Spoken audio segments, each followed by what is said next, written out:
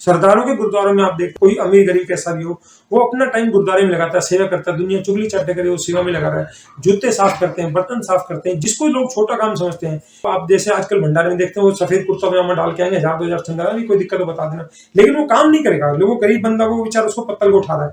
सरदारों में क्या है कि वो सरदार जो पैसे वाला अरबपति वो जाके जूते साफ करता है, अहंकार दूर होता है, वो झूठे बर्तन साफ करता है, अहंकार दूर होता है। सरदारों ने परंपरा बनाई है, बड़ी सोच समझ के बनाई। इसलिए सिख कौम को हमेशा सबसे ज्यादा खुशहाल और समृद्ध कौम माना गया। सिख किसी भी इनकम ग्रुप में है, गुरुद्वारे में जाएगा वो अपना सेवा के रूप में पैसे जैसे जो योगदान दे सकता है, ज्यादा पैसे नहीं है, वो नमक की थैली ले जाता, बोला नमक भी सब्जी में गिरेगा तो उसका कंठ हर व्यक्ति के पेट तक जाएगा, तो वो यहाँ तक सोचते हैं। और गुरुद्वारा में अगर आप गहराई से देखें, मैंने जाके गुरुद्वारा में देखा, एक महीना रह गए, भंडारे 2 घंटे के लिए लगता है, उसमें भी पानी की बाल्टी मिलाते सब्जी के अंदर।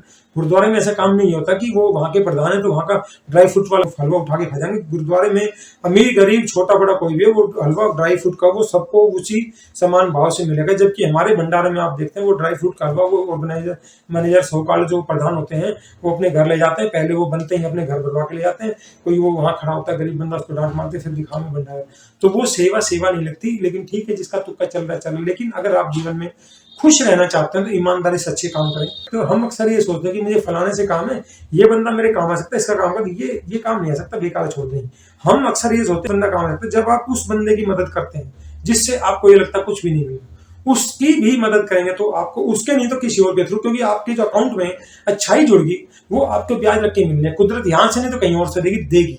आपने अगर अपने जीवन को खुशहाल बनाना है तो अगर आप घटियापन करें तो उसका दिया क्या मिलेगा, आपने जो घटिया दिया वो घटियापन को ब्याज लग के मिलेगा, तो आपका ही नुकसान हुआ। आपने एक तरह से अपने पैर पे जानबूझ के कुल्हाड़ी मार ली।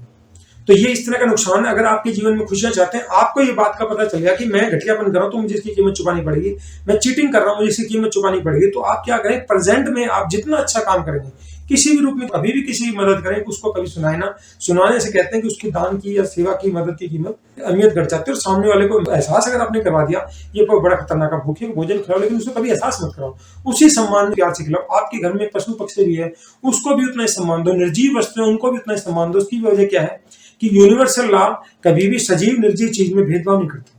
जितने भी जीव जंतु छोटे बड़े इंसान को थोड़ी 1-2 चीज ज्यादा दी है, सबके अंदर वही आत्मा है। अगर आप किसी छोटा कोई पशु पक्षी उसको प्रताड़ित कर रहे हैं, मार रहे हैं, तो एक तरह से आज वो मजबूर है, आज वो मजबूर बेशक है, लेकिन आपने उसको मारा तो वो एनर्जी सबके अंदर रही थी, तो आपकी एक तरह से यूनिवर्सल एनर्जी जिसके अंदर थी उसको मारे, यूनिवर्स का नुकसान कर रहे हैं, वही एनर्जी आपके अंदर, वही एनर्जी का नुकसान आप तक आएगा।